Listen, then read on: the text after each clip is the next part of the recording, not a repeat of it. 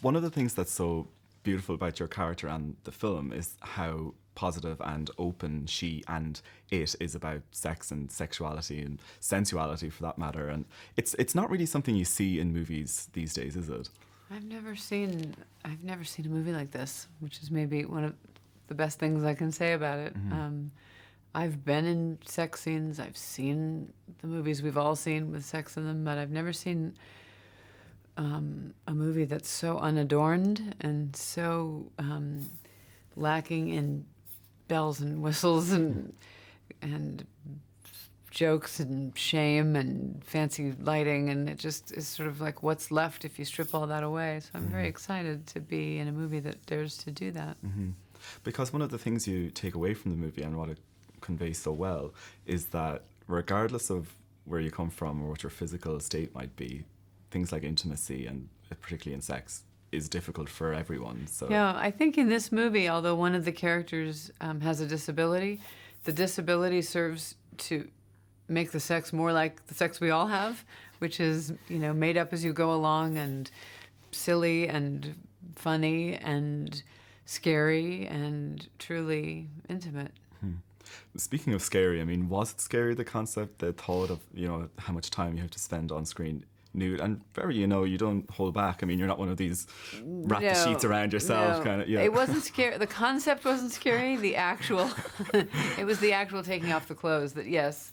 I don't know. I guess I wanted to be in this story more than I wanted to be shy about my body. You know, I'm not perfectly comfortable with my body. It wasn't nothing, but I think my love of the story and all the things you just described, this positive, enthusiastic celebration of this part of our lives, outweighed any nerves I felt.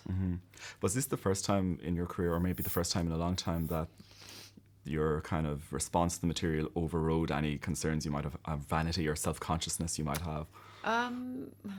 Luckily, I can't remember anything else I've ever done. So yes, I'm going to say this is the one.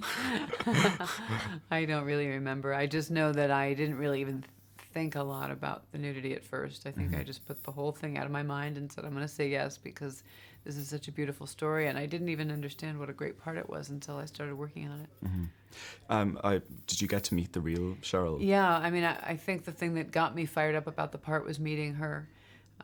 I've played real people many times, and it's often not so helpful. But in this case, not only all the information she gave me, but her engaged, enthusiastic, unabashed, celebratory, interested take on everything, including sex, was something I was really excited to try to play. Because I'd imagine, I mean, even as we encounter her as a character, it's kind of hard to understand where she's coming from, or because it's quite a selfless thing that she's doing, but obviously she must be getting something from it herself. And I'm just like, how did you kind of work her out? Was it just through the script, or was it through meeting her? Well, both. The script's very faithful to her, I think. I mean, she talks about being born a very sexual person into a family that was not interested in talking about it at all. And her priest, when she tried to confess that she'd been having sex, said, "You're ruining the lives of these boys." Not really interested in her life. And so she got out of there and moved to Berkeley, California, which at that time was the center of all things open, and sort of found a home. And I think one thing led to another, and she found there was this occupation called surrogacy, for which you could be certified, for which there was, you know, support and oversight, and that it was actually a real legitimate thing. Would you think of yourself as a cup half full or half empty kind of girl? Oh boy, it changes each day. Really? But I think I come back to half full. Okay. I might stray into half empty, but I wrestle myself back to half full just about every day. Well, I suppose encountering a story like this probably teaches you more than anything else that you really don't have anything to complain about, don't you? Yeah, we did a screening for 100 severely disabled men and women who loved the movie separate from the disability aspect, and I think felt hopeful that they're, you know, that they like any group that considers themselves a minority, including me as a woman, just wants to see themselves on screen, wants to feel that their stories matter. There's a lot of talk about awards and things for this now. You have one with you? You don't have one with you. I don't want to hear about it. Here's a pen, the blue pen award. And you're a lady who's, you know, done this circuit quite a bit in your time, and I'm just wondering, do you still get a bit caught up in that, or do you have a bit of a perspective now? You've won just about everything that there is to win for an actress. But you may know about actors that success does not make them feel any more secure. So I don't know. It would be great, but I keep thinking anybody who brings it up, if it doesn't happen, are you going to call me, take me out to lunch, console me?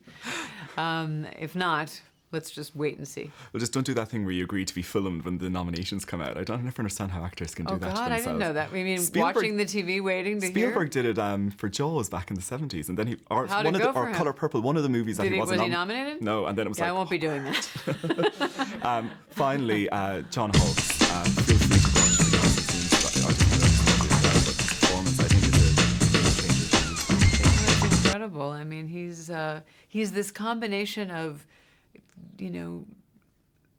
experienced, rooted, grounded actor who you still feel like he's new and you can't wait to see the next 25 movies he's in. So that's a pretty lucky thing. Mm-hmm.